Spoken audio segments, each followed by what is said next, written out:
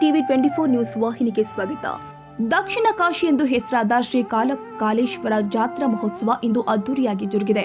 ಡೋಲು ಮಜಲುಗಳಿಂದ ಕೂಡಿದ ಈ ರಥೋತ್ಸವ ಅದ್ದೂರಿಯಾಗಿ ಜರುಗಿದೆ. ಎಲ್ಲಿ ನೋಡಿದ್ರೂ ಜನಸಾಗರ ಹುಕ್ಕಿ ಹರಿದು ಬರ್ತಾ ಇದೆ. ಸುಮಾರು 2 ಕಿಲೋಮೀಟರ್ ದೂರಕ್ಕೂ ಹೆಚ್ಚು ಜನಸಂದಣಿ ಕೂಡಿತು.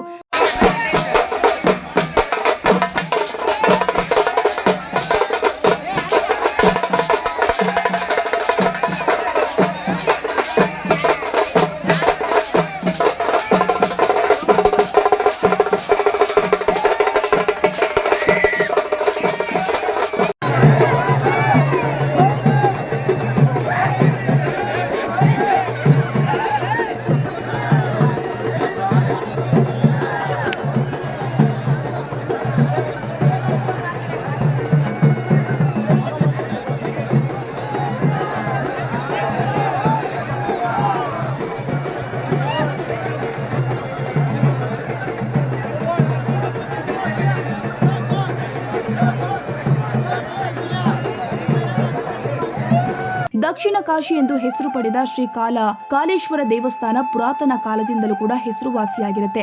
ದಕ್ಷಿಣ ಕಾಶಿ ಪ್ರಸಿದ್ಧಿಯ ಶ್ರೀ ಕಾಲೇಶ್ವರ ಗಜೇಂದ್ರಗಡದಿಂದ 5 ಕಿಲೋಮೀಟರ್ ದೂರದಲ್ಲಿ ಉತ್ತರ ದಿಕ್ಕಿನ ಬೆಟ್ಟದ ಇಕ್ಕೆಲದಲ್ಲಿ ಇರುವಂತಹ ಶ್ರೀ ಕಾಲೇಶ್ವರ ದೇವಸ್ಥಾನ. ಕಾಲೇಶ್ವರ ದೇವಸ್ಥಾನ ಗಜೇಂದ್ರಗಡದಲ್ಲಿ ಇದೆ ಮತ್ತು ಇಲ್ಲಿ ಪೂಜಿಸುವ ಪ್ರಧಾನ ದೇವರು ಶಿವ ಕಾಲೇಶ್ವರ ದೇವಸ್ಥಾನವನ್ನ ದಕ್ಷಿಣದ ಕಾಶಿ ಮತ್ತು ದಕ್ಷಿಣ ಕಾಶಿ ಎಂದು ಕರೆಯಲಾಗುತ್ತೆ.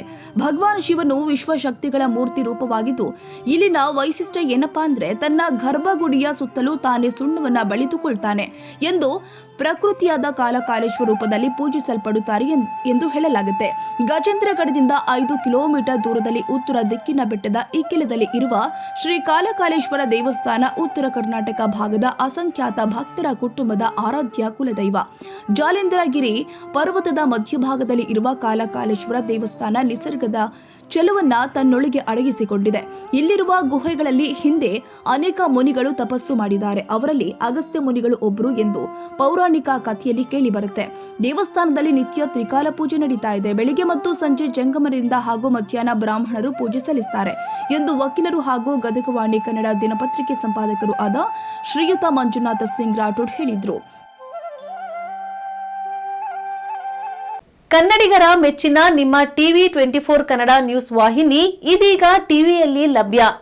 ಕರ್ನಾಟಕ ಮತ್ತು ದೇಶ ವಿದೇಶದ 360 ಡಿಗ್ರಿ ಸುದ್ದಿ ಹಾಗೂ ಉತ್ತರ ಕರ್ನಾಟಕ, ಬೆಳಗಾವಿ, ಬಾಗಲಕೋಟೆ, ಧಾರವಾಡ, ಹಾವೇರಿ, ಗದಗ, ಬಿಜಾಪುರ ಜಿಲ್ಲೆಯ ಕ್ಷಣ ಕ್ಷಣದ ವಿವರವನ್ನ ಪಡೆಯುವುದಕ್ಕೆ ಟಿವಿ 24 ಕನ್ನಡ ನ್ಯೂಸ್ ವಾಹಿನಿಯನ್ನ ಲೈಕ್ ಮಾಡಿ, ವಿಡಿಯೋಗಳನ್ನ ಶೇರ್ ಮಾಡಿ, ಕಮೆಂಟ್ ಮಾಡುವ ಮೂಲಕ ನಮ್ಮ ವಾಹಿನಿಗೆ ಸಹಕಾರ ನೀಡಿ ಮತ್ತು ಚಾನೆಲ್ ಅನ್ನ ಸಬ್ಸ್ಕ್ರೈಬ್ ಮಾಡಿ. Thank you.